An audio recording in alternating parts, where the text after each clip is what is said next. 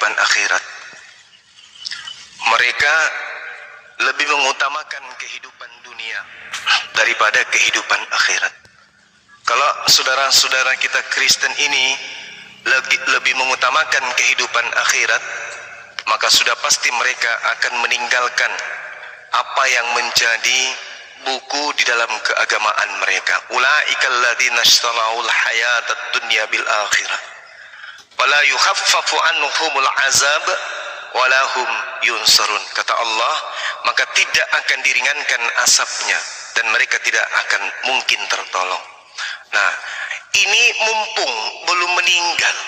Kata Allah, wa qalu qulubuna gulf bal la'anahumullah bi kufrihim faqalilam ma yu'minun. Dan mereka berkata, hati kami tertutup. Hati kami tertutup. Kata Allah, tidak, bukan tertutup. Allah telah melaknat mereka karena keingkaran mereka, tetapi sedikit sekali mereka beriman. Jadi di antara orang yang dilaknat kemudian, di antara orang-orang yang tertutup hatinya kemudian, Allah subhanahu wa ta'ala menjelaskan ma yu'minun, sedikit dari mereka masih ada yang beriman. Maka karena itulah kemudian kita umat Islam ini harus senantiasa menyampaikan kebenaran Al-Quran, karena Allah masih membuka ruang. Ada di antara mereka yang akan beriman. Setelah kita sampaikan, setelah kita uraikan, kita berikan bukti, kita sajikan data, insya Allah di kalangan saudara-saudara kita Kristen yang mendengarkan semua itu, kata Allah, ma yu'minun faqalilam ma yu'minun, hanya sedikit di antara mereka yang beriman, kata Allah. Artinya ada yang beriman. Nah, lalu Allah mengatakan apa? Walamma ja'ahum kitabum min indillah musaddiqul lima ma'ahum. Dan setelah mereka mendapati Al-Quran ini, sampai penjelasan umat Islam kepada mereka tentang Al-Quran ini, Allah membenarkan apa yang ada pada mereka. Ini kata Allah, wa kanu min qablu yastaftihun 'alal ladzina kafaru. Mereka Allah membenarkan kepada kitab-kitab yang datang kepada mereka, kata Allah. Mereka memohon kemenangan atas orang-orang kafir, tapi apa kata Allah? Ternyata setelah sampai kepada mereka apa yang telah mereka ketahui itu, mereka mengingkarinya. Mereka ingkar kembali kepada Quran. Lalu Allah mengatakan apa? Fala'natullah, laknat Allah bagi orang-orang yang ingkar. Makanya saudara-saudara kita Kristen, kalau dia membenci dengan sebenci-bencinya terhadap Islam, maka mereka jatuh pada keadaan dilaknat oleh Allah, kecuali mereka yang membuka diri. Makanya seruan Allah kemudian, wa iza qila lahum aminu bima anzalallahu qalu nu'minu bima unzila ilaina wa yakfuruna bima wara'ah wa huwal haqqu musaddiqan lima ma'ahum. Dan apabila dikatakan kepada orang-orang kafir, berimanlah kepada apa yang diturunkan Allah berupa Al-Quran, mereka menjawab, kami beriman kepada apa yang diturunkan kepada kami, kepada kitab-kitab kami, maksudnya kepada Lukas, Markus, Matius. Dan mereka akan ingkar kepada apa yang ada setelahnya. Padahal Al-Quran itu, kata Allah, adalah yang hak, yang membenarkan apa yang ada pada mereka. Qul falima taqtuluna anbiya Allah min qablu in kuntum mu'minin. Katakanlah kepada mereka, mengapa kamu dahulu membunuh nabi-nabi Allah jika kamu orang-orang beriman? Nah ini, jadi kalau kita melihat dari aspek kekristenan yang saya terangkan tadi sore, kenapa orang Kristen ingin kali Nabi Allah ini dibunuh? Ingin kali Nabi Isa, ingin kali Yesus yang orang suci, hamba suci, orang yang benar ini dibunuh. Ada apa dengan Kristen? Kenapa mereka menginginkan ngotot sengotot-ngototnya agar Yesus itu mati di atas tiang salib? Mereka ini golongan manusia yang berakal, apa mereka ini setan? Karena yang menginginkan Nabi Allah itu mati, yang menginginkan orang benar itu dibunuh, yang menginginkan kemudian orang suci ini dibinasakan dengan cara digantung, hanya iblis. Lalu apa kepentingan Kristen kira-kira? Sehingga mereka harus ngotot memperjuangkan Yesus wajib mati di atas tiang salib. Ini apa tujuannya sebenarnya? Adakah di antara kita yang mampu menjawab? Kalau ada, silakan.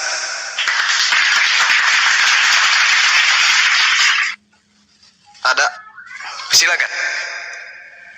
Kenapa ngotot sekali Yesus harus mati? Ada apa dengan Anda? Begini Bang Zuma. Silakan. Kebetulan kami Kristen ini tidak pernah mengharapkan Yesus juga mati di salib. Tapi apa yang dicatat itulah yang kami beritakan gitu. Itulah contohnya. Kalau namun seperti Bang Zuma bilang, kenapa ngotot Yesus di salib? Kami tidak ngotot, tapi kami hanya mengatakan apa yang dicatat itu yang kami katakan. Dan satu lagi, saya kutip tadi kalimat Bang Zuma waktu berdoa barusan. Kenapa kami Kristen benci sama Islam? Oh, Anda salah persepsi. Satu pun orang Kristen tidak pernah benci sama orang Islam, saudara Muslim ya. Tapi akhir-akhir ini, 15 tahun kemudian ini, saya lihat. Kebetulan sorry ya, saya kasih tahu umur saya 40 tahun sekarang ini. Jadi yang bikin benci itu bukan semua Muslim loh. Kami membenci Muslim bukan semua pihak Muslim, tidak. Siapa Muslim yang pernah membakar gereja, yang pernah melarang rumah ibadah kami berdiri, itu yang kami benci. Kami membencinya bukan berarti dalam kami mengajak perang atau mengajak menjadi tidak saudara. Kita tetap saudara. Namun kenapa harus seperti itu? Itulah dulu yang saya kutip dari kalimat Bang Zuma untuk jawabannya. Nah, jawaban yang Bang Zuma bilang kenapa orang Kristen harus ngotot Yesus disalib. Kami tidak ngotot. Apa yang dicatat itu yang kami imani, itu yang kami jabarkan. Itu saja Bang Zuma. Oke, baik. Al-Quranul Karim menjelaskan, man kana adu lillah wa malaikati wa rusuli wa Jibril wa Mikael fa innallaha aduwwul lil kafirin. Barang siapa menjadi musuh Allah, musuh para malaikat, musuh para nabi dan rasul, musuh Jibril dan Mikail, maka sesungguhnya Allah musuh bagi orang-orang kafir. Nah, sekarang permasalahannya adalah kenapa Al-Quran menarasikan bahwa orang-orang Kristen ini memusuhi Yesus dalam perspektif ajaran agama Islam. Mengapa orang Kristen itu kemudian membenci para nabi? Anda mengatakan tidak membenci, tapi Anda menginginkan kemudian kematian terhadap Yesus. Anda mengatakan kami tidak menginginkan kematian, tapi jangan dusta. Bagaimana mungkin kekristenan itu muncul ketika tidak ada pembunuhan terhadap Yesus? Bagaimana mungkin ada unsur keselamatan dalam Kristen kalau penyaliban itu tidak ada? Mulut boleh mengatakan kami tidak menginginkan, tapi mau lari kemana agama Kristen tanpa ada penyaliban? Kemana muaranya kelak Kristen ini kalau penyaliban itu tak ada? Mau lari kemana agama tersebut? Tentu tidak akan pernah ada. Disebabkan karena itu Al-Quran menarasikan mereka orang-orang kafir ini membenci para nabi, membenci para rasul. Mari kita lihat. Kalau Anda mengatakan ada tertulis, yang tertulis kemudian di dalam kitabnya orang Yahudi, Yesus adalah orang Yahudi, bukan orang Vatikan. Yang mati terkutuk hanyalah orang yang melakukan dosa yang setara dengan hukuman mati oleh Tuhan. Yang mati terkutuk hanyalah orang yang mati dikutuk, digantung oleh Tuhan. Berdasarkan yang tertulis Ulangan 21 nomor 22 nomor 23. Pertanyaannya, adakah Yesus manusia berdosa? Adakah Yesus ini manusia terkutuk? Pernahkah Yesus kemudian menerima suap? Pernahkah Yesus kemudian berkhianat? Pernahkah Yesus menyerahkan orang benar untuk dibunuh orang-orang fasik? Tidak pernah. Tapi kenapa Kristen tanpa alasan menginginkan kemudian Yesus wajib hukumnya mati di atas tiang salib? Ada apa? Kenapa kudu wajib? Kenapa mesti mati? Padahal tak ada alasan yang membenarkan Yesus harus mati kecuali alasan-alasan paganisme. Apa itu? Orang-orang zaman dulu, pengikut ajaran Baal dan Dewa Molok, menginginkan kemudian pembunuhan terhadap anak manusia demi untuk membebaskan mereka dari kemurkaan Tuhan. Ingat bagaimana ajaran pagan, bagaimana penyembah Dewa Molok Ketika kemudian mereka kena bencana, huru hara terjadi di mana-mana, penyakit terjadi di mana-mana, maka mereka mengambil kesimpulan, Tuhan kita, Dewa Molok menginginkan tumbal, maka seketika mereka mempertontonkan tumbal manusia kepada Dewa Molok mereka, agar merasa Tuhan bisa mencabut kutuk kepada mereka. Ini yang dialami oleh orang Kristen. Kenapa Yesus harus disalib? Kenapa Yesus harus dibunuh? Karena orang-orang Kristen mengatakan Yesus sebagai tumbal yang suci harus mendamaikan kami dengan Tuhan kami. Kemurkaan Tuhan kami terhadap diri kami harus kami hapuskan kemurkaan Tuhan itu dengan mengorbankan darah yang suci di atas tiang salib. Apa bedanya Kristen dengan penyembah Dewa Molok? Tak ada satupun nabi yang mengajarkan menyembah Tuhan, mempersembahkan kepada Tuhan darah manusia. Tak ada nabi yang mengajarkan itu, kecuali nabi palsu. Al-Quranul Karim menjelaskan di dalam surah Al-Hajj ayat 34, adalah satu hukum ketetapan kepada setiap kaum yang diutus oleh Allah kepada mereka nabi, disyariatkan mempersembahkan kurban-kurban hewan. Begitu juga yang diajarkan dalam kitabnya orang Yahudi, Yeremia 1 nomor 2, katakan kepada Bani Israel, jika mereka hendak mempersembahkan persembahan kepada Tuhan Elohim, hendaklah mereka mempersembahkan dari hewan ternak, domba, kambing, lembu, sapi. Tak pernah disebutkan manusia. Yang ingin manusia menjadi tumbal hanya Dewa Molok. Dan yang menjadi pertanyaan sekarang, kenapa Kristen pingin kali anak Maria yang suci ini mati sebagai tebusan di atas tiang salib? Ada apa dengan kalian? Jawab. Oke, saya jawab Bang Juma. Bang Juma itu jangan berpikiran kami orang Kristen ini berharap Yesus mati. Tidak.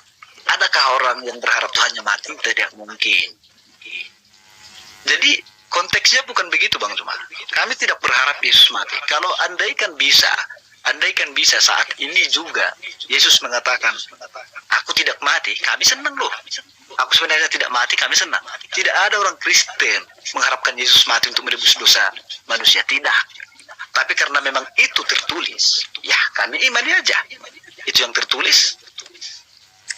Kalau namun untuk dikatakan kami sangat bersemangat, kami sangat bahagia Yesus mati untuk menebus dosa kami, tidak. Dan persepsinya satu lagi Bang Zuma, kalau Yesus mati dikatakan di ayat itu untuk menebus orang-orang yang berdosa, bukan konteksnya, bukan tafsirannya Yesus mati orang-orang manusia di dunia ini langsung dosanya terhapus, tidak begitu. Saya berikan umpama sedikit Bang Zuma. Saya seorang bapak, saya berpura-pura kadang saya nangis di depan anak saya, namun di dalam hati saya tidak nangis. Supaya seperti apa? Supaya anak saya tahu bapaknya seperti apa, ngasih dia makan. Begitu juga lah Yesus. Tapi bukan berarti konteksnya Yesus berpura-pura disalib, tidak. Saya seorang bapak, saya pura-pura nangis di depan anak saya, supaya anak saya tahu bagaimana saya sakitnya mencari nafkahnya, biar dia jadi orang baik. Begitu juga lah Yesus. Bukan berarti Yesus pura-pura ya. Konteksnya Yesus tidak pura-pura, tapi dia sungguh-sungguh. Nah, yang menjadi saat ini pemikiran saya, Bang Juma menuduh orang Kristen itu sangat ingin sekali Yesus mati disalib. Tidak Bang Juma, tidak. Kami tidak ingin Yesus disalib. Kalau bisa kami tidak ingin Yesus disalib. Kalau bisa kami tidak ingin Yesus. Boleh saya sanggah? Oke? Jadi saudara, kalau Anda tidak menginginkan Yesus disalib, Anda sudah meninggalkan Kristen.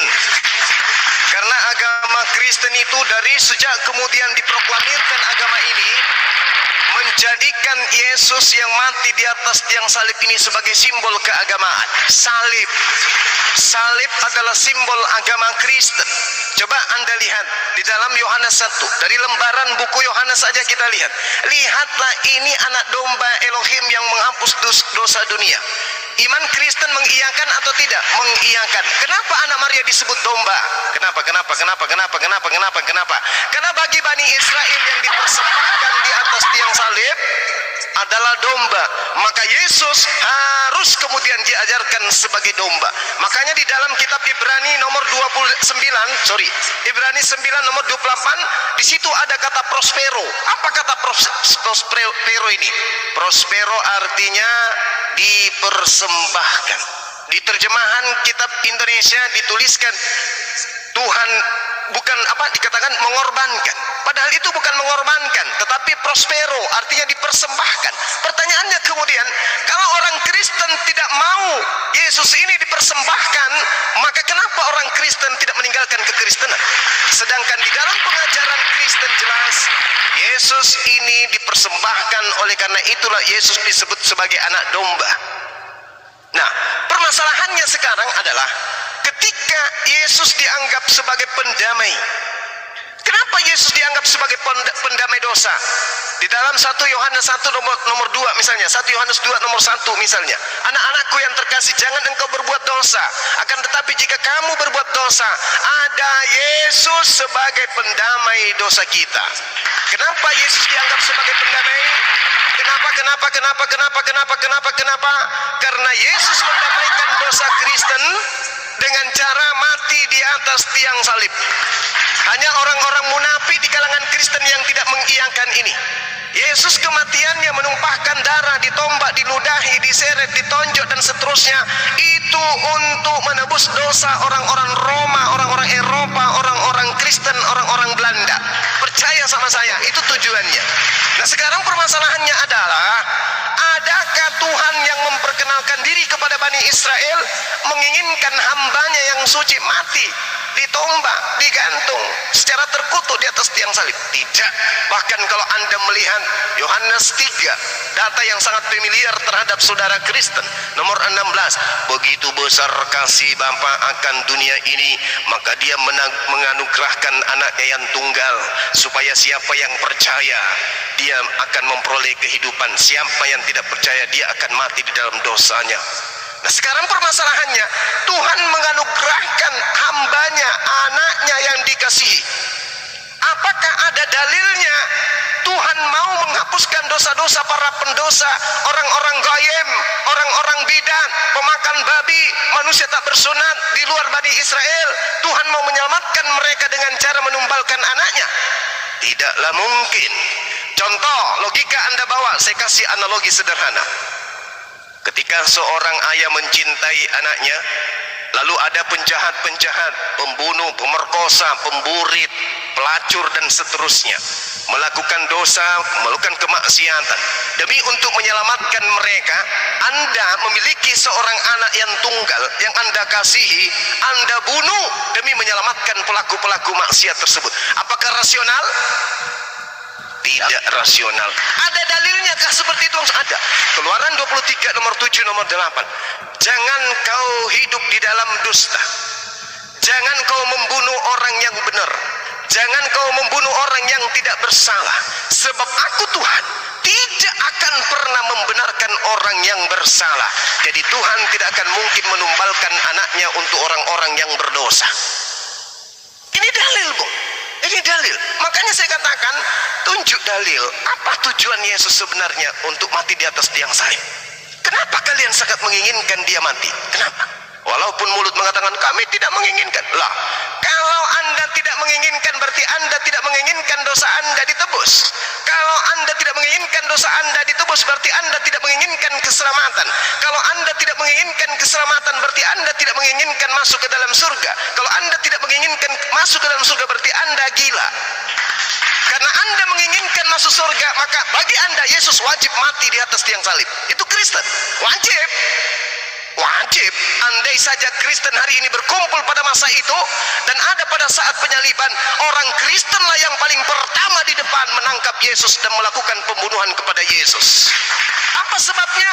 Sedangkan orang-orang Yahudi pada masa itu, orang-orang Farisi pada masa itu, mahkamah agama, imam-imam kepala, tentara-tentara Romawi, tidak dijanjikan masuk ke dalam surga aja, mereka melakukan kesaksian palsu untuk membunuh Yesus. Apalagi Kristen dengan matinya Yesus dijamin masuk ke dalam surga. Maka pada saat itu Kristen sudah hadir. Minggir kau orang Farisi, minggir kamu orang Yahudi, minggir kau imam kepala. Kami Kristen yang akan mengeksekusi Yesus ini, karena dengan matinya dia kami dijamin masuk surga. Makanya muncul pertanyaan, ente manusia apa hewan? Kenapa sangat menginginkan Nabi Allah harus mati di atas tiang salib demi dosa-dosa pencabulan kalian? Kenapa kalian hanya masih menginginkan kematian Yesus hanya karena dosa-dosa kalian, merampok, membunuh dan seterusnya. Ada apa dengan ente? Bukankah Tuhan mengatakan jangan kau membunuh, jangan kau merusak, jangan kau menumpahkan darah, jangan kau menyakiti dan menyentuh, menganiaya, menzalimi Mesias-Mesiasku. Mazmur 105 nomor 15. Jangan kau menyakiti Mesiasku, orang yang kuurapi. Jangan kau menjahati para nabi-nabiku. Ini perintah Allah. Tapi kenapa kemudian kalian pingin kali Yesus harus mati? Kalau tidak mati tak ada keselamatan. Sampai kalian masuk ke gereja meneteskan air mata ketika mendengarkan Yesus mati di atas tiang salib demi dosa-dosa kita. Gepeng. Apa dengan anda ini? Kenapa air mata anda buang hanya untuk mengaminkan kematian seorang nabi di atas tiang salib teraniaya secara terkutuk? Ente ini apa? Manusia apa? Hewan? Al-Quran mengatakan ulaika hum khair sarul bariyah. Mereka orang-orang Kristen ini seburuk-buruknya makhluk, karena menginginkan kematian orang benar demi untuk dosa-dosa mereka sambil meneteskan air mata. Oh ayah, oh mama. Ternyata pas diperiksa makan cabai. Jadi tak ada itu, Bung, tak ada keselamatan dengan cara membunuh orang lain, tak ada. Demikian. Silakan dilanjut sementara, saya azan dulu di sini.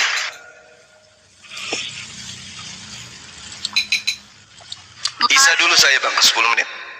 Masya Allah, udah komplit ya, Saudara Chandra. Semoga ditangkap ya, semoga diterima, dipahami dengan hati yang jernih. Silakan ditanggapi, Chandra. Oke.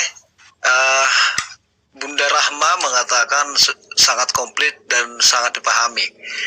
Tapi menurut saya justru sangat simpang siur kata Bang Zuma ini. Orang Kristen sangat menginginkan Yesus mati. Apa buktinya kami ingin mati? Tidak ada jalan ceritanya kami inginkan dia mati terus kami menangis di gereja, Yesus disalibkan EGP seperti kata dia tadi. Oh, Anda salah persepsi. Kami tidak menginginkan Yesus mati kalau bisa. Terus tanggapan Bang Zuma, ketika Yesus mati disalib, dosa kami tertebus gitu. Tidak begitu konteksnya, Abdul. Bukan begitu. Bahkan saya tidak masuk surga. Begitu Apanya? Membegitu. Gini sedikit ya, Bang. Sedikit sebentar, sabar ya. Di Roma 14:9, untuk itulah Kristus mati dan hidup kembali supaya menjadi Tuhan.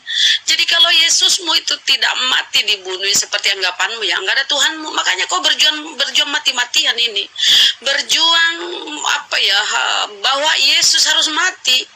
Makanya Gurunda bertanya, kenapa kalian menginginkan kematian seorang yang suci? Anda kan tidak mau menerima kalau Yesus itu terkutuk. Ya, yang terkutuk itu manusia-manusia yang menerima suap. Siapa menerima suap? Ya si Yudas. Siapa pengkhianat yang menggantikan orang jujur?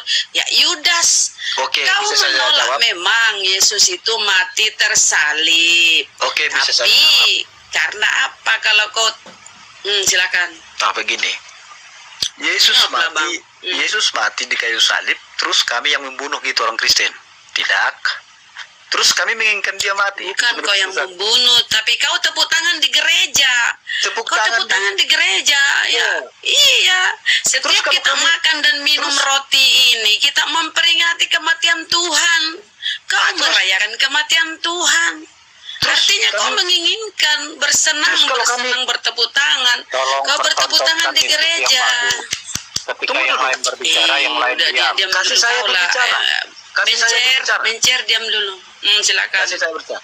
Terus kalau kami beribadah di gereja, kami tepuk tangan merayakan kematian Yesus. Apa kami senang gara-gara Yesus mati? Tidak begitu konteks. Jadi kau tidak senang dosamu ditebus? Kau nggak senang dosamu ditebus? Tidak juga. Terus terang, kau nggak senang?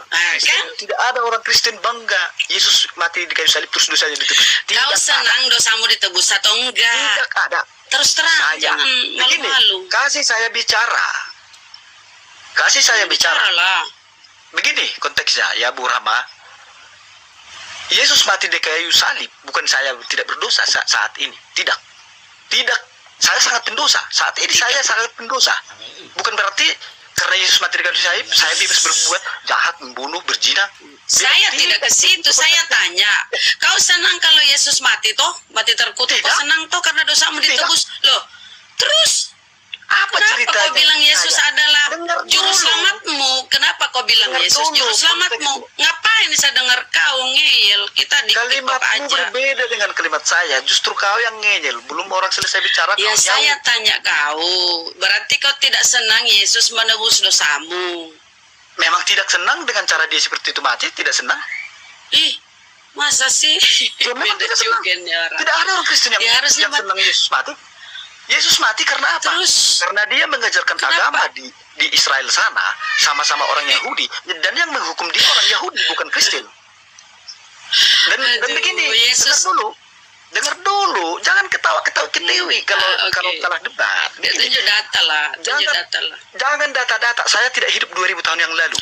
Ya, Kau tidak mau data, berarti kau ini omong kosong kalau nggak ada kita datamu. memakai logika, Kau semua congor. dipakai logika. Aduh. Semua dipakai Kalau logika. logika kau pakai, kita berlogika ya. Kalau logika kau pakai, mungkinkah Tuhan itu mati terkutuk? Mungkinkah Yesus yang orang baik ini mati terkutuk? Mungkin. Apa yang bilang dia mati terkutuk? Logikamu pakai. Itu klaimmu loh. Kan apa kata si Paulus? Kristus telah menebus kita dari kutuk hukum Taurat dengan jalan menjadi kutuk. Oke? Jadi Yesus itu menjadi kutuk, mengambil menjadi tumbal penebusan dari kutuk hukum Taurat yang menjadi kutuk. Terus apa yang salah di dalam Apa kalimat? kau setuju kalau Yesus itu terkutuk? Yesus itu, saya setuju Yesus terkutuk. Ya iya kan kata si Itu yang Paulus dikatakan itu toh. Alkitab. Saya percaya. Iyo.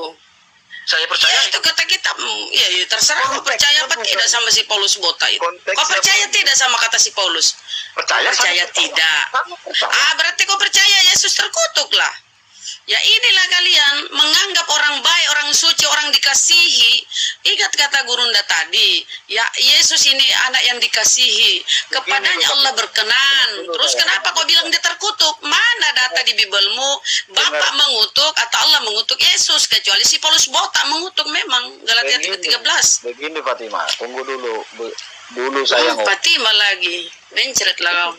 Begini, karena kebetulan room ini adalah menyerang Kristen, sehingga Siapa dengan- menyerang? Tunggu Kitanya dulu. minta data. Itu ada pacok sebenarnya. Nggak kasih begini. Karena Tunjuk data lah bang. tunjuk data apa aja. Nanti saya kasih tahu data-datamu tidak ada dari Muslim. Siapa yang menabikan Muhammad? Siapa saksinya? Lari ke Rasulullah. Belum selesai si Yesus mau dibahas. Saya tanya, apa kau setuju Yesus mati terkutuk? Kau setuju bang, Yesus masih terkutuk? Jawab dulu. Dengar dulu. Siapa? Kan mudah jawabnya. Kau setuju enggak? Oke lanjut Tunggu lah. dulu. Makanya jangan nyerocos saya bilang. Sehingga saya tidak terbawa emosi. Tadi dia mau berlogika, sekarang Saya logika. Ya, silakan Memang jawab. hidup ini harus pakai logika. Tidak ada istilah. Saya hidup tanya ini dulu, logika. kau setuju Yesus itu mati terkutuk atau enggak? Silakan. Yesus mati di kayu salib, saya percaya. Udah, itu aja. Terkutuk? Oh, kalau terkutuk, Terkutuk? itu kata Alkitab, ya terkutuk. Orang di sana Saya terhina tanya kematiannya, kau, karena kematiannya sangat terhina. begitu tertulis di Bibelmu itu Yesus mati terkutuk. Iya, terkutuk. Kau setuju enggak? Setuju, Dia setuju. setuju ya. Apa masalahnya kalau saya Oh, itu? berarti memang kau menginginkan Yesus itu mati terkutuk karena kau Bukan setuju. menginginkan, tapi itu yang tertulis. Kau tadi setuju. Menginginkan. Di garis bawahi, bukan menginginkan, tapi itu yang tertulis. Paham tidak? Ya, berarti kau setuju dengan tulisan-tulisan si Paulus. Sangat setuju. Oh, setuju. Karena dia rasul. Oh, dia setuju. Oke, berarti Tuhanmu terkutuk. Padahal kalau kita baca apa kata Allah, firman Allah, engkau anak yang kukasihi, kepadamu aku Itu berkenan. cuma di Allah. Dia dimuliakan. Seperti itu. Lah di Kamu Bibelmu jangan ngeyel. itu, Itu Allahmu. ketika Yesus dibaptis, dengar-dengar, ketika Yesus dibaptis, Yesus berdoa, kemudian terbuka langit, terdengar suara dari atas, engkau anak yang kukasihi, kepadamu aku berkenan. Silakan Gurunda. Gurunda sudah. Ya, apa pertanyaan saya sudah dijawab tadi? Kenapa orang Kristen pingin kali Yesus itu mati? Kenapa? Ada Ya, apa dengan kalian? Ya, umat Kristen-Kristen yang lainnya, karena saya baru masuk. Pertanyaan saudara, kenapa umat Kristen menginginkan Yesus mati di Ya. tiang salib? Siap. Ya, pertanyaannya itu ya tidak sesuai dengan apa yang diimani oleh umat Kristen. Tentu umat Kristen ini bersumber kepada firman Tuhan, ya. Roma pasal 10 ayatnya yang keempat, sebab Kristus adalah kegenapan dari hukum Taurat, sehingga kebenaran diperoleh oleh tiap-tiap orang yang percaya, ya. Namun korelasinya di ayat selanjutnya, Roma 8:1-2. Demikianlah sekarang tidak ada penghukuman bagi mereka yang berada di dalam Kristus Yesus. Roh yang memberi hidup telah memerdekakan kamu dalam Kristus dan hukum dosa dan hukum Taurat. Itu artinya, ya, Yesus datang, ya, bukan karena kehendak manusia, melainkan karena kehendak Allah itu sendiri. Ya, ketika Anda membaca di ayat-ayat yang lain, ya, Matius 22:8, sama seperti anak manusia, tidak untuk dilayani. Yesus datang tidak untuk dilayani, melainkan untuk melayani dan untuk memberikan nyawanya menjadi tebusan bagi banyak orang. Jadi Anda tidak serta-merta mempertanyakan bahwasanya orang Kristen. Buat apa orang Kristen? Ya, Kristen itu pengikut Kristus. Masa keinginan manusia yang Anda pertanyakan? Ya, saya bacakan dalil ya kepada saudara. Anda mengatakan Anda tidak menginginkan kematian terhadap Yesus. 1 Yohanes 1:7, nanti Anda simpulkan. Tetapi jika kita hidup dalam terang sama seperti Dia di dalam terang, maka kita beroleh persekutuan seorang dengan yang lain. Darah Yesus, anaknya itu mensucikan kita daripada segala dosa. Satu ya. Darah Yesus mensucikan kita dari segala dosa. Satu. Yang kedua, Roma 5:12, sebab itu sama seperti dosa telah masuk ke dalam dunia oleh satu manusia, dan oleh dosa itu juga maut. Demikian pula maut itu telah menjalar kepada semua orang, karena semua orang telah berbuat dosa. Dua, semua orang telah berbuat dosa, maka muncul nanti satu orang kemudian untuk menghapuskan dosa, yaitu Yesus dengan cara mati. Dua. Yang ketiga, Galatia 3:13, Yesus telah menebus kita dari kutuk hukum Taurat dengan cara menjadi kutuk. Sebab ada tertulis, terkutuklah orang yang digantung pada kayu salib. Lagi-lagi darah. Mati di atas tiang salib adalah untuk membebaskan orang Kristen dari kutuk. Ketiga, keempat, di dalam 1 Petrus 2:24, Dia sendiri telah memikul dosa kita di dalam tubuhnya di kayu salib, supaya kita yang telah mati terhadap dosa hidup untuk kebenaran. Oleh bilur-bilurnya kamu telah sembuh. Itu yang keempat. Yang kelima kemudian 1 Petrus 1:2, yaitu orang yang dipilih sesuai dengan rencana Elohim Bapa kita, yang dikuduskan oleh Roh, supaya saat pada Yesus Kristus menerima percikan darahnya, kiranya kasih karunia dan damai sejahtera semakin melimpah terhadap kalian. Kelima. Jadi kalau Anda membaca dalil-dalil dalam kitab saudara, selalu darah Yesus, selalu darah Yesus. 1 Petrus 1:19, melainkan dengan darah yang mahal, yaitu darah Yesus, yang sama seperti darah anak domba yang tidak ternoda, yang bercacat, yang kemudian telah menghapuskan dosa kita. Ini yang selanjutnya, 1 Korintus 5:7, buanglah ragi yang lama itu supaya kamu menjadi adonan yang baru, sebab kamu memang tidak beragi, sebab anak domba Paskah kita telah disembelih, yaitu Yesus Kristus. Pertanyaan saya, akankah Anda ingin menolak data-data Paulus ini? Kalau Anda menolak data-data Paulus, ya, patut Anda ketahui bahwasanya Alkitab itu 100% firman Tuhan. Kalau Anda mengatakan itu firman Tuhan, berarti Anda sudah mengatakan Paulus itu adalah Tuhan Anda. Sekarang yang saya tanya, apakah Anda ingin menolak perkataan-perkataan Paulus ini, atau justru bergembira ria dengan perkataan-perkataan Paulus? Jawab. Umat Kristen, tangan apa sih ini, ya?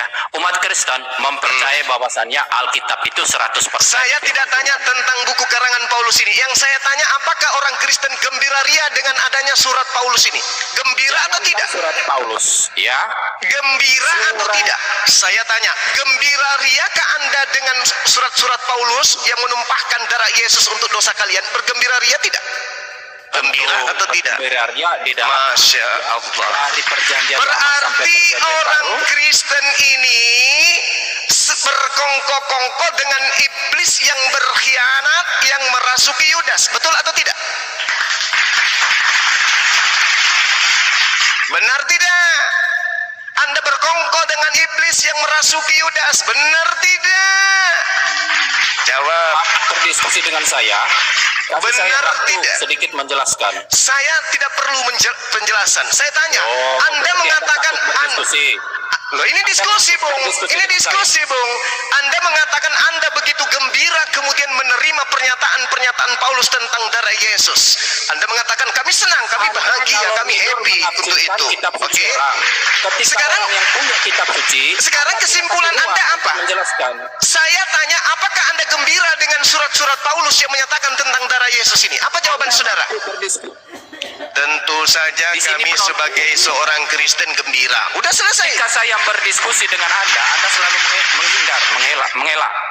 Anda selalu merocos. Ketika Anda sudah mengatakan kami bergembira, udah selesai. Anda mau menjelaskan apa lagi? Nah, sekarang permasalahannya adalah Yesus mengatakan di dalam Yohanes 6 nomor 70, bukankah aku yang memilih engkau yang 12? Satu di antaramu adalah iblis. Apa tujuan iblis ini? Apa pekerjaan iblis ini? Kenapa saya di-mute? Ada nggak dari pihak Islam yang bisa berdiskusi dengan saya? Saya Ada nggak? Yang saya Bang Suma, malaikat Oke. maut bagi gereja. Tolong saya jangan di-mute ya. Oke, dengarkan pertanyaan saya, baru Anda menjelaskan, oke? Dengarkan ya. Silakan saja, silakan. Dari Oke. tadi Anda ngomong. Yesus berkata, celakalah orang yang menyerahkan aku. Adalah lebih baik kalau dia tidak dilahirkan menjadi manusia. Satu. Yesus berkata, aku yang memilih engkau yang 12, satu di antaramu adalah iblis. Yudas adalah iblis yang menyerahkan Yesus. Lalu kemudian setelah iblis melakukan pekerjaannya, Yesus dikatakan di dalam Yohanes 11 nomor 53, mulai hari itu imam-imam kepala dan mahkamah agama bersepakat membunuh Yesus. 3. Yang keempat, Matius 26 nomor 59, orang Farisi, mahkamah agama, imam kepala dan seterusnya bersekongkol melakukan kesaksian-kesaksian palsu untuk membunuh Yesus. Lalu kemudian yang mengeksekusi hal ini adalah Gubernur Pilatus. Di dalam Matius 27 nomor 18, Gubernur Pilatus mengatakan, saya gubernur mengetahui bahwa mereka menyerahkan Yesus karena dengki, kebencian, iri, dendam dan seterusnya. Muncul Kristen kemudian dengan hasil saksi palsu, dengki, niat membunuh terhadap Yesus. Benar-benar tereksekusi satu orang di atas tiang salib. Lalu muncul Paulus mengajarkan darah Yesus, darah Yesus, darah Yesus, darah Yesus, darah Yesus, darah Yesus, darah Yesus. Saudara mengatakan kami bergembira dengan darah Yesus. Pertanyaan saya, apakah Kristen sadar bahwa dengan menjadikan darah Yesus sebagai simbol keselamatan, itu sama halnya mempertuhankan iblis? Jawab. Yang mempertuhankan iblis tentu Anda, ya. Umat Kristen tidak pernah mempertuhankan iblis. Roma 8 nomor 1 sampai 2. Demikianlah sekarang tidak ada penghukuman bagi mereka Ya. yang berada di dalam Kristus Yesus. Oke. Kamu dengar itu ya? Roh yang Ya. memberi hidup telah Oke. memerdekakan kamu dalam Kristus dan hukum dosa dan hukum Taurat. Tentu setiap orang pada zaman ketika Allah menurunkan hukum-hukum tertentu kepada bani pilihannya, yaitu Bani Israel, tentu semua orang Yahudi itu yang menjalankan hukum Taurat, tentu mereka berdosa juga. Namun ketika Anda mempertanyakan, ya, kenapa Yesus dikorbankan di tiang salib? Tentu Allah punya rencana, Allah punya karya keselamatan tersendiri, bukan karya keinginan umat Kristen. Bagaimana pula Anda mempertanyakan apakah itu keinginan umat Kristen? Tidak, ya, itu kehendak Allah itu sendiri. Tadi saya membaca di Roma pasal yang ke-10 ayat yang keempat, sebab Kristus adalah kegenapan dari hukum Taurat, sehingga kebenaran diperoleh oleh tiap-tiap orang yang percaya. Kebenarannya ada di mana? Ketika kita mempercayai hukum Taurat dan juga penggenapannya, bukan percaya setengah-setengah. Karena firman Allah itu punya penyelesaiannya tersendiri di dalam penggenapan Yesus Kristus. Ya, hukum Taurat itu ketika orang Yahudi memaksakan untuk menerapkan di luar Bani Yahudi, maka yang ada adalah kebencian. Ketika orang tidak bersunat di luar Bani Yahudi, maka Bani Yahudi mengatakan orang itu kafir, maka terciptalah kebencian. Maka Tuhan punya cara tersendiri bahwasanya hukum Taurat itu digenapkan, ya, di dalam Yesus Kristus, seperti yang di Roma pasal 10 ayatnya yang keempat yang saya baca barusan tadi, ya. Anda mengatakan juga Lain ditanya, lain dijawab. Kenapa kau miring otakmu? Lain disuruh jawab, lain ditanya, kau lain jawab. itu Jawab yang pertanyaan ditanya buat lah. diri dia sendiri. Masa kita umat Kristen mempercayai iblis? Tentu, ya, tentu di dalam proses penyaliban Yesus, ya, di sana ada peran iblis. Iblis ini diciptakan oleh siapa? Ya, diciptakan oleh Tuhan. Untuk apa? Agar supaya di karya-karya tertentu Tuhan bisa memakai dia. Apakah teladan Yudas atau teladan tentara Romawi yang menyalibkan Yesus, kita boleh menyalibkan orang lain, ataupun teladan Yudas, kita boleh berkhianat? Tidak. Ya, di sana tidak ada sifat perintah, berkhianatlah kamu, wahai umat-umatku, tidak ada, ya. Di sana hanya menggambarkan bahwasanya keselamatan itu datang dari firman Allah itu sendiri. Yang di sini konteksnya adalah, ya, penggenapan dari hukum Taurat, yang dimana di Perjanjian Lama, ya, untuk menghapus dosa manusia ditetapkan untuk mengorbankan lembu jantan yang tak bercacat celah.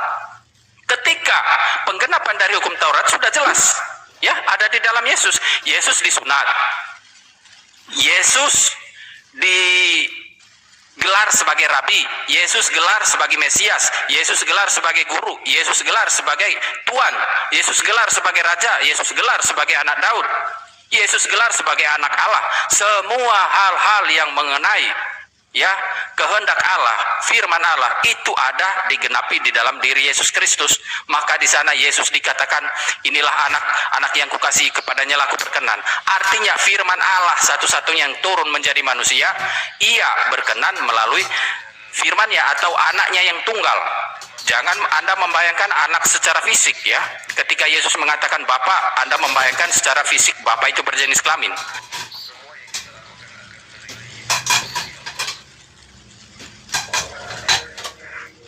Pak Mencret, afwan ya, maaf. Ada lagi? Iya, ini Gurunda harusnya Mencret ini menjawab dulu baru menjelaskan. Ini menjelaskan tidak ada jawaban. Lanjut Gurunda. Iya, dengarkan kupingmu, ya.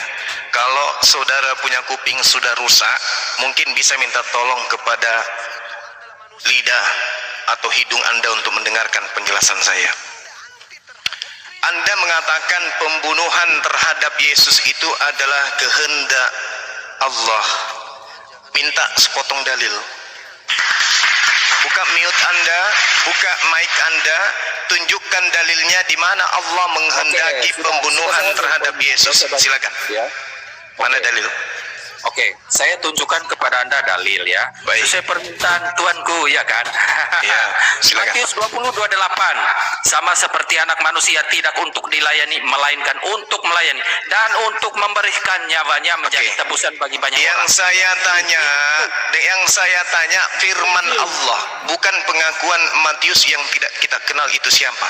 Yang saya tanya Oke. firman Allah. Kalau firman Allah Oke. berarti berbicara mengenai perjanjian lama. Tunjukkan, silakan. Itu bukan ala SWT, ya. Itu Iya, itu silakan. itu. Terserah kamu. Kau kan penyembah Yudas. Silakan. Iya, iya. Tunjukkan Ya, kepada ya. saya. Oke. Silakan. Anda Mana dalil? membutuhkan firman Allah di sini, ya. Ya, Firman mana? Sang Bapa, ya. Mana? Firman Mana? hakikat dari hakikat Mana, Ilahi. mana? Maka saya mengatakan kepada Anda, Mana? baca Matius 20:28. Matius itu bukan Allah. Matius itu orang yang tidak dikenal. Dia wartawan. Yang saya tanya firman Elohim. Tunjukkan. Yang bilang Matius Allah siapa? Loh, saya kan Kamu tanya kan? firman Allah kan? Yang saya tanya firman Elohim Saya kan? menjawab. Kenapa kamu jawab Dalil. firman Matius? Yang mengatakan firman Matius kan kamu, bukan saya. Aneh. Oke, kamu. saya ulang. Tolong tunjukkan firman Elohim yang mengatakan bunuhlah orang yang tidak bersalah. Silakan. Lah, itu kan kemauan kamu. Persoalannya Yang itu yang saya minta. Kamu tadi memfitnah. Kamu mengatakan kematian Yesus itu adalah kehendak Allah. Tunjuk dalil. Silakan. Oke, kematian Yesus kehendak Allah. Tunjuk dalil. Saya baca Matius 20. Matius itu bukan firman Allah. Matius itu karangan wartawan. Yang saya tanya firman Allahnya. Tunjukkan. Kalau mampet pikiran kamu ya sudah. Kalau tak ada dalil, kamu jangan Dalil, ya. bicara pakai anus. Oke, dalil Yang ya. saya tanya dalil firman Oke. Allah menginginkan Yesus, anak yang dikasihi, hamba yang dikasihinya itu dibunuh untuk tumbal orang-orang kafir, laknatullah. Mana dalilnya? Oke. Inilah firman Tuhan semesta alam. Matius 20:28. Monyet, mute. Host di mute si Bahlul ini. Kamu diam, dengarkan penjelasan saya. Orang-orang diam. Kita ditonton ribuan manusia, oke? Kamu duduk yang diam, kamu duduk yang cantik. Dengarkan penjelasan gurumu ini, biar kamu bisa waras. Dengarkan saya. Imam kepala mahkamah agama, lalu kemudian orang-orang Farisi, orang-orang Yahudi, dan orang-orang kafir Roma, laknatullah, pendiri agama Kristen lah yang menginginkan kematian Yesus. Mana dalilnya? Yohanes 6 nomor 70. Mereka berkongkol dengan setan. Bukankah aku Yesus yang telah memilih engkau yang 12, dan satu di antaramu adalah iblis. Siapa iblis ini? Yudas. Siapa yang menginginkan Yesus mati di atas tiang salib? Catat, yang di bawah catat. Satu, iblis. Yang kedua, orang-orang Yahudi, imam-imam kepala, orang-orang Farisi, mahkamah agama. Mana dalilnya? Matius 26 nomor 59. Imam-imam kepala, bahkan mahkamah agama bersekongkol untuk melakukan kesaksian-kesaksian palsu untuk membunuh Yesus. Dua. Yang ketiga, siapa yang menginginkan pembunuhan terhadap Yesus? Yohanes 11 nomor 55. Apa kata Yohanes 11 nomor 55? Di situ sangat jelas dikatakan bahwasanya mulai hari itu mereka sepakat untuk membunuh Yesus. Yang keempat diterangkan di data Yohanes 11 nomor 57. Sementara itu imam-imam kepala dan orang-orang Farisi telah memberikan perintah supaya setiap orang yang tahu di mana dia berada memberitahukannya agar mereka dapat menangkap Yesus, membunuh Yesus. Yang ketujuh, Paulus botak. Mana dalilnya? Galatia 3 nomor 13, kemudian Efesus 2 nomor 15, kemudian Filipi 2 nomor 9, Filipi 2 nomor 6, 7, 8 dan seterusnya. Dan yang paling fundamental kemudian adalah Roma 14 nomor 9. Untuk itulah Yesus mati, agar kemudian bisa menyelamatkan orang Roma dan Yunani, Belanda dan orang Kristen Indonesia. Sedangkan ketika kita minta mana dalilnya Tuhan menginginkan Yesus mati, tak ada. Yang dia tunjukkan Matius. Mana dalilnya Tuhan menginginkan Yesus mati? Tak ada. Yang dia tunjukkan Paulus. Sekarang saya tunjukkan kepada saudara mana dalilnya Tuhan Elohim tidak menginginkan kematian terhadap Yesus. Satu, Keluaran 23. Jangan kau membunuh orang yang tidak bersalah.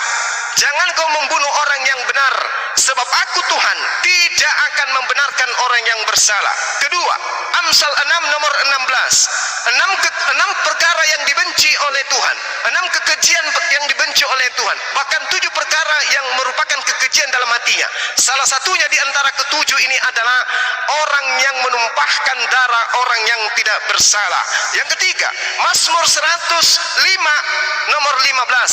Jangan kau menyakiti orang yang kuurapi, jangan kau merusak, menyakiti dan membunuh orang-orang yang kuurapi. Ini jelas nih dalilnya. Lalu Yesus menginginkan apa? Matius 19 nomor 18. Yesus menginginkan jangan kau membunuh Yesus. Ini Yesus nih yang mengajarkan. Jadi jelas sekali Tuhan Elohim tidak menginginkan menginginkan Yesus mati. Yesus tidak menginginkan Yesus mati. Apa buktinya? Yohanes 11 nomor 54. Karena itulah Yesus tidak lagi tampil di muka umum di antara orang-orang Yahudi. Ia berangkat dari situ ke daerah dekat padang gurun, ke sebuah kota yang bernama Efram, dan di situ ia tinggal bersama-sama dengan muridnya. Yesus ketika ingin dibunuh, Yesus bersembunyi di sebuah kota bernama Efram bersama dengan muridnya. Yesus tidak menginginkan dirinya dibunuh. Siapa yang menginginkan Yesus dibunuh? Iblis dan Kristen. Silakan Anda sanggah. PR Anda, tunjukkan dalil Tuhan Elohim menginginkan pembunuhan terhadap Yesus. Ini yang kedua saya tanya. Silakan.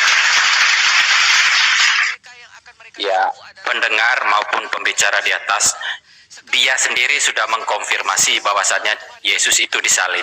Ya, berarti dia mempercayai bahwasannya di Roma pasal yang ke-10 ayat yang ke-4 sebab Yang saya tanya dalil di mana Tuhan menyesal. Elohim Yang namanya menyesal itu sifat makhluk. Artinya ketika Tuhan menyesali perbuatannya, Tuhan itu tidak maha tahu. Apa umat muslim percaya? Kami nggak percaya. Tuhan tidak lagi Tetapi kalian sebagai- menyembah sebagai Tuhan, Pak bahkan Yosef, menyembah sebagai yang manusia beriman Yesus kepada yang Bible, adalah Pak Yosef Yudas, harus percaya dengan ayat dikarenakan itu. kalian Kalau kami nggak berhappy-happy percaya, dengan darah mereka, rancu darah itu Yesus. ayatnya. Tolong tunjukkan Betul? dalilnya itu di mana. Silakan. Lalu ini ayat palsu. Kan saya tadi udah bilang ayat aslinya kemana? Wahyu 10 nomor 10 Iya, Buka mulut. dimakan itu sama Yohanes. Injil asli itu. Tapi emang benar Bang De, saya kan nggak mencari, ya kan, penulisnya juga ketiga gospel itu nggak jelas. Ya, dibuat mereka Matius, Lukas dan satu lagi itu Lukas, Matius sama Markus. Nah itu, iya, itu penulisnya bukan mereka Bang, tapi disahkan oleh bapak-bapak gereja bahwasanya mereka penulisnya. Tapi kan tidak tertutup ada di dinas Bible Anda kan gitu. Bang, kalau tidak pernah menyesal, tidak pernah marah, dan segala sifat-sifat manusiawi itu, Allahnya seperti apa di Islam? Laisa kamisli sayun. Allah itu berbeda dengan makhluknya, berbeda dengan ciptaannya. Itu di dalam Islam seperti itu. Kalau abang mengatakan seperti apa, kami tidak tahu. Seperti apa Allah itu, kami tidak ada yang tahu. Karena belum ada catatan di dalam Al-Quran bahwa seseorang itu berjumpa dengan Allah Subhanahu Wa Taala. Bahkan ketika Rasulullah Mi'raj, apakah Rasulullah melihat Allah? Tidak. Tetapi mata hatinya seolah-olah melihat Allah. Mata hatinya ya. Bahkan jelas di dalam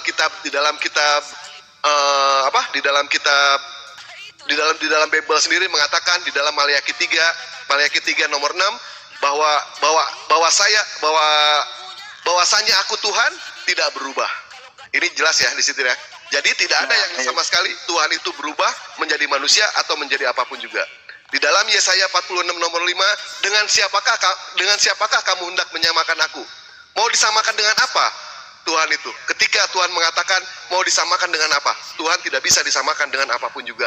Begitupun juga dalam Al-Quran, laisa kamitslihi syai'un. Tuhan itu berbeda dengan ciptaannya. Di dalam Bilangan 23 nomor 19, Allah bukanlah manusia sehingga ia berdusta, bukan anak manusia sehingga ia menyesal. Di dalam Hosea 11 nomor 19, aku tidak akan melaksanakan murkaku yang menyala-nyala itu, tidak membinasakan Efraim kembali, sebab aku ini Allah, bukan manusia. Disebutkan lagi di situ, Bang.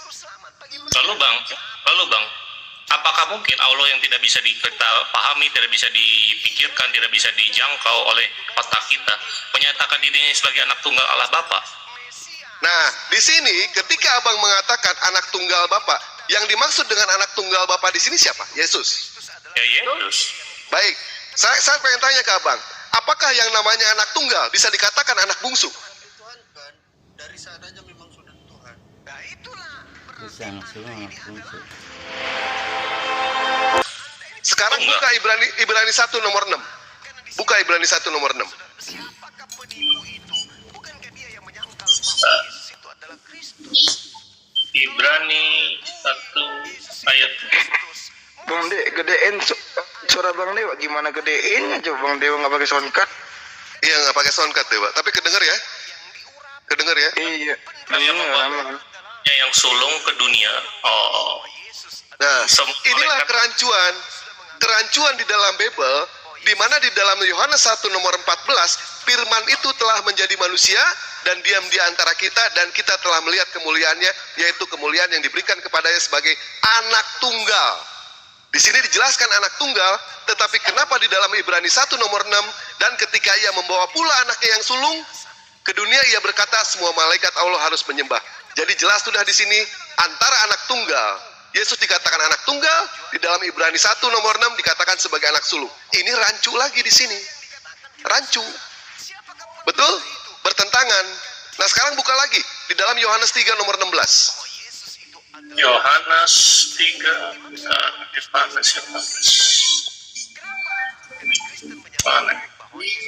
Yohanes 3:16.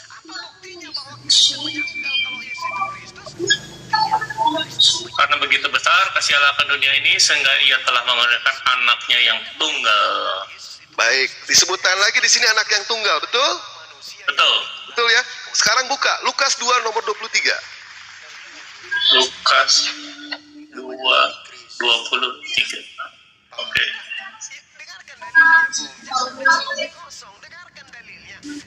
Seperti ada tertulis hukum Taurat semua anak-anak laki sulung harus dikuduskan. Di sini disebutkan lagi anak sulung. Rancu tidak, Bang? Rancu itu, Bang. Yang namanya anak tunggal itu adalah anak satu-satunya. Bagaimana mungkin yang namanya anak tunggal disebut sebagai anak sulung? Ini rancu. Yang menyebut anak ini kerancuan. Monogen. Saya tidak tahu bahasa aslinya, saya tidak tahu. Original teksnya saya tidak tahu. Ya, tidak mempelajari. Ya. Nah, jadi Bang, banyak kerancuan yang ada dalam Bible. Sekarang saran dari saya, Bang. Satu lagi, Bang. Di Kejadian 6 itu anak-anak Allah. Anak-anak Allah hasilnya itu menjadi anak-anak yang raksasa. Menikahi manusia itu anak-anak Allah juga, Bang. Ya, saya tidak tahu mengenai soal itu. Yang jelas ketika Allah mengatakan anak-anak Allah, itu artinya adalah anak-anak yang taat kepada Allah, anak yang patuh kepada Allah, anak yang membawa kedamaian, itu disebut sebagai anak-anak Allah. Bukan sebagai anak Allah secara lahiriah, ataupun bukan sebagai anak Allah secara seperti kita itu menikah gitu ya, bukan. Tetapi itu adalah majas, metafora. Justru kalau misalkan Yesus dikatakan sebagai anak Allah, malah pertanyaan ya. Potong. Ya. Di Al-Quran ada kisah Nuh nggak? Ada. Kenapa dimusnahkan? Saya mau tahu. Baik, Palip. Hah? Palip, sebentar. Palip, silakan jelaskan di dalam Al-Quran mengenai soal Nuh. Kisah Nabi Nuh itu tertulis juga seingatku di surah Hudiyah. Itu kenapa dimusnahkan? Karena ada bagi kaum Nabi Nuh yang selalu menolak dakwanya Nabi Nuh. Itu aja poinnya. Pak Alif diceritakan kenapa sampai diajab, karena pada saat ketika yang namanya terjadi penyelewengan, penyimpangan itu di zaman Nabi Nuh. Di zaman Nabi Nuh, orang pada saat itu menyembah 5 orang pemuda yang soleh. Ya, maka dari itulah dimusnahkan sama Allah. Bukan karena anak-anak Allah melihat anak perempuan cantik-cantik, mereka mengambil istri perempuan itu yang disukain sampai melahirkan raksasa-raksasa. Itu semua ngaco. Kejadian 6 ayat. Tidak tahu kalau itu. Yang jelas kalau di dalam Al-Quran diceritakan seperti itu.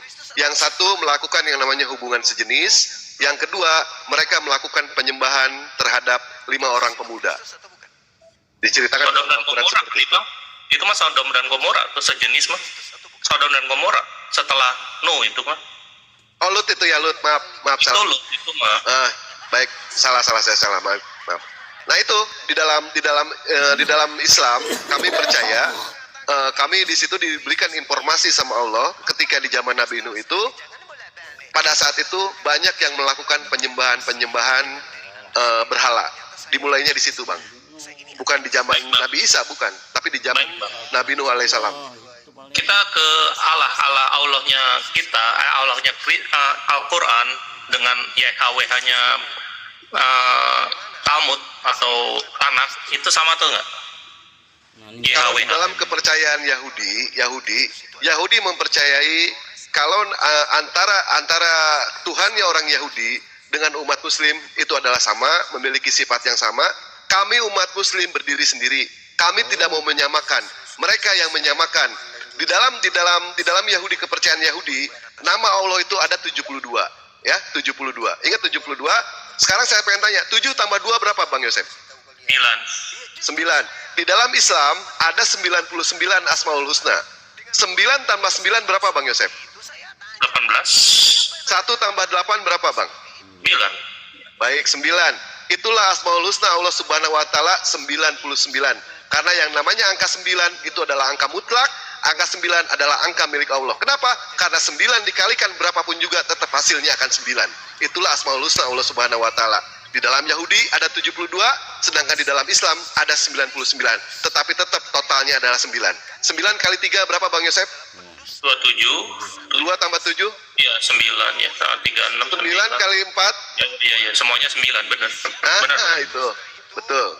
Apalagi Bang Yosef? Kalau gitu, kalau misalkan ini sama, jadi sama atau berbeda? Saya bingung. Kalau Sama. ininya sama. Sama. Kenapa nggak pakai YHWH? Lah, di dalam Islam nggak ada disebutkan YHWH. Karena di dalam kekristenan mengatakan itu belum menyatakan namanya, tetapi baru menyatakan namanya itu di dalam Al-Qur'an. Oh. Begitu. Oke. Ah, Jadi dan YHWH satu tuh lagi. Oke. Gimana? Satu lagi Bang Yosef ya, salah satu yang namanya Asmaul Husna itu terdapat di dalam tangan kita. Mungkin Bang Yosef belum ya, belum tahu ya. Nggak ngerti Asmaul Husna apa itu? Nggak ngerti Baik, saya. Bang Yosef. Nah, disinilah Bang Yosef, lihat di sini di tangan kanan kita ini angka 81 aksara Arab, Bang Yosef. Aksara Arab itu 81. Di tangan kiri kita, Bang Yosef, ini angka 18, Bang Yosef. 18. Nah, antara 81 ditambah 18 itu berapa Bang Yosef? 99. Nah, itulah Asmaul Husna Allah Subhanahu wa taala. Nah, tangan kita ini Bang Yosef ya, tangan kita ini ada lafaz di sini alif lam ha. Ini Allah. Lafaz tangan kita. Nah, terus Asmaul Husna adanya di telapak tangan kanan kita. Garis tangan. Garis tangan. Ini kan 81 Bang Yosef. Aksara Arab itu 81. Aduh, ntar lu gua naruh handphone gimana nih, susah amat sih ya. Aduh, ntar lu.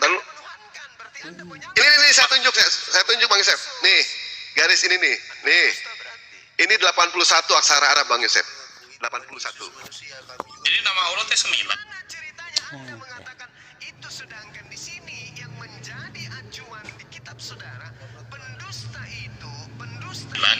Apa sih 99 Asmaul Husna. Di dalam Yahudi 72. Di dalam Yahudi 72. 7 tambah 2 berapa? 9. Di dalam Islam